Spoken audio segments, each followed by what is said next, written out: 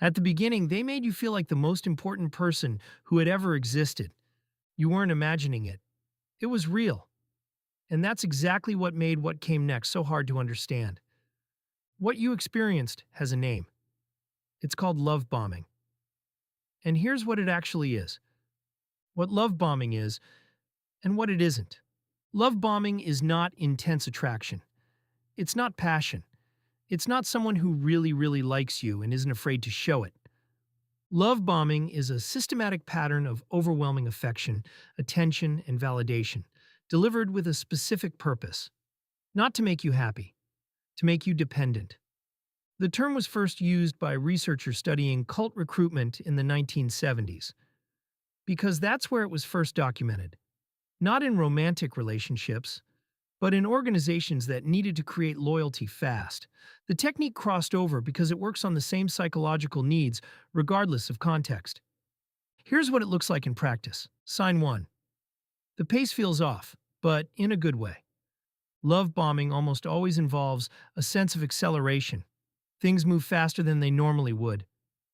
By the second or third conversation, they're talking about the future, about trips you'll take together, about how they've never felt this way before.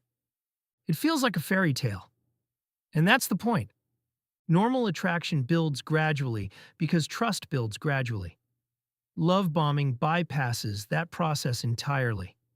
It floods you with the feeling of deep connection before any real connection has had time to form. If the pace of a relationship ever feels disproportionate to how long you've actually known someone, that feeling is information. Sign 2. The attention is total, and then it isn't.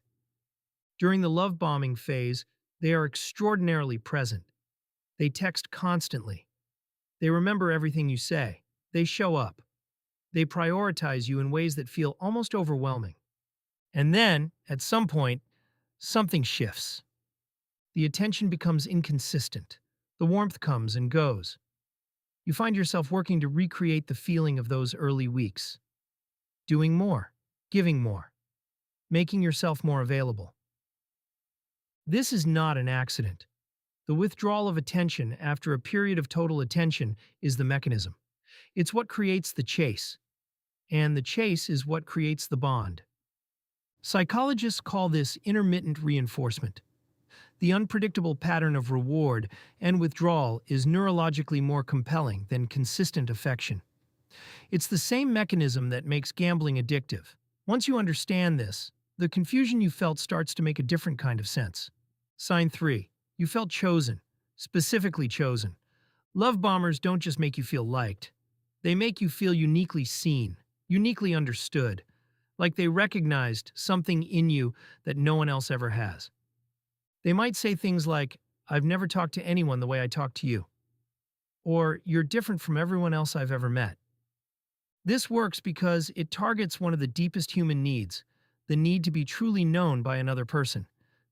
And it's extraordinarily effective because it feels so specific, so personal, so real. It is real in a sense. Love bombers are often skilled observers of people. They pick up quickly on what you need, what you're looking for, what you've been missing, and they reflect it back to you. Not because they genuinely feel it, but because they understand that this is what will create attachment. Sign 4. Everything was about you until it wasn't. In the early phase, the love bomber is intensely focused on you, your life, your thoughts, your history, your dreams. It feels like being truly seen. But over time, you may notice that the curiosity was one-directional, that the questions stopped, that conversations became increasingly about them, their needs, their feelings, their grievances, their requirements of you. The early focus on you was not intimacy. It was reconnaissance, information gathered in order to understand what you need, and therefore what they can offer, and later what they can withhold. Sign 5. You felt responsible for maintaining the feeling. This is perhaps the most reliable sign, and the one that's hardest to see while it's happening. At some point in a love bombing dynamic, the emotional labor shifts.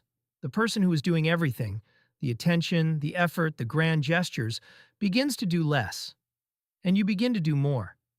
You find yourself working to recreate the energy of the beginning, planning things they used to plan, initiating contact they used to initiate, managing their mood in ways you never had to before. And somewhere in this process, a quiet belief takes hold that the quality of the relationship depends on your effort. That if you just do enough, give enough, be enough, you can get back to how it felt at the beginning. That belief is the intended result, not a side effect. The result, sign 6. When you pulled back, everything escalated. A simple test of whether what you experienced was love bombing. What happened when you tried to slow things down? In a healthy relationship, a partner who is moving fast will adjust if you express a need for space. There might be disappointment, there might be a conversation, but ultimately they respect the pace that feels right to you. In a love bombing dynamic, pulling back tends to produce escalation, more intensity, not less, sudden declarations, grand gestures, expressions of hurt that feel disproportionate to the situation. This escalation is not love, it's pressure. It's the recognition that the target is slipping, and the deployment of more of whatever worked before. What comes after love bombing? Love bombing is not the relationship, it's the recruitment phase. Once the bond is established, once you're emotionally invested, once you've reorganized your life around this person, once the idea of losing them feels genuinely threatening, the dynamic shifts. The attention becomes conditional. Your behavior starts to determine what you receive. The person who once made you feel chosen now makes you feel like you have to earn being chosen, over and over again. This is when the manipulation begins in earnest. But by then, the love bombing has already done its work. You're attached, you're invested.